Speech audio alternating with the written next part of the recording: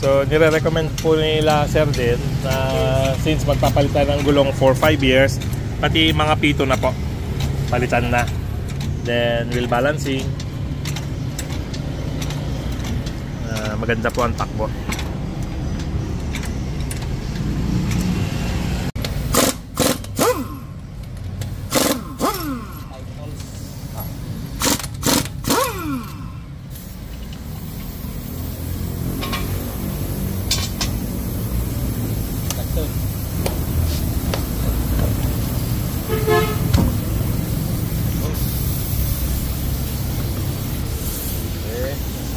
Preno ta.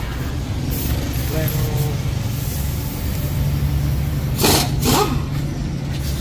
Okay, pag nag-chance ko na matanggal tong gulong, ito na rin yung next time na silipin po natin. Hindi natin normally nakikita dahil nakatago. So, itong disc pad po niya medyo okay pa naman, pero parang manipis na. So leakages, double check kung meron man. Okay. Ito po masilip. Okay. And sa harap, okay. Likod.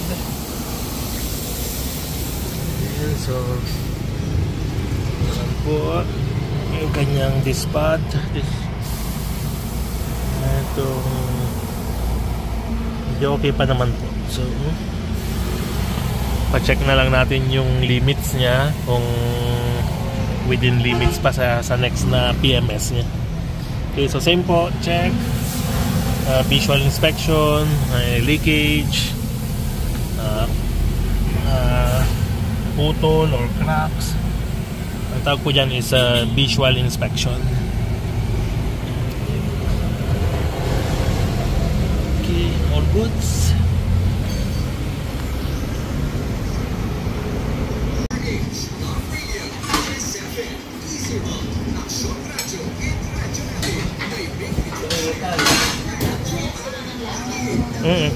Tapos sir, pilihan talaga tayo pinakapayatan nga rami dun tang kuana, spare tire. Wino kilang taman mo na magamit peso sir.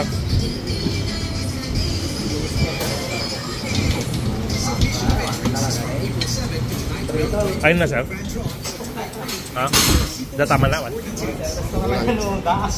Okay. So ito po sa makikita nyo pag luma na. So nung tinanggal po, nag-break na. So ito po yung pag medyo luma na, ito po yung nabanggit ko sa vlog ko kung kailangan ng palitan. So makikita nyo po na talagang nung tinanggal siya sa rim, nag-break out na yung rubber niya. Okay. Sir, tire black. Champion, papapogi. Pagpogi. Tawag niya.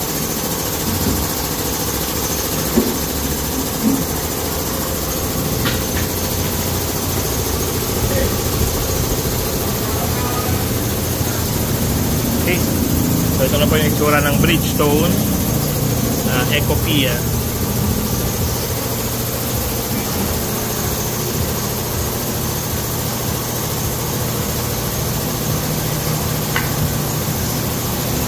Okay, so ready for installation.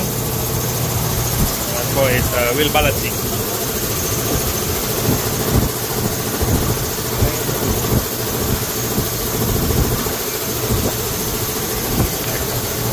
So sir, 20 grams.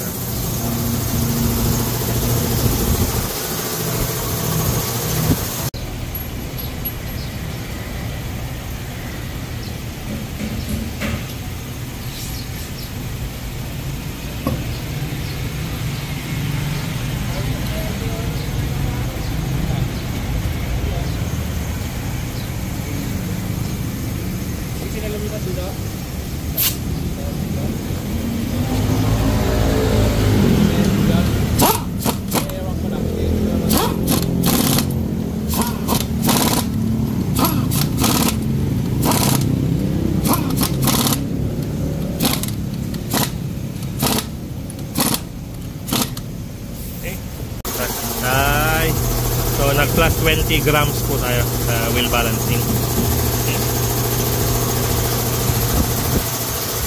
Okay.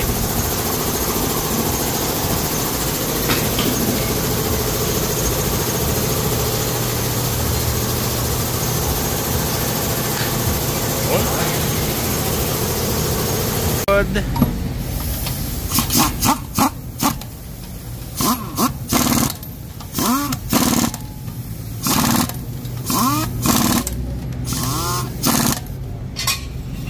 Okay. So driver side done.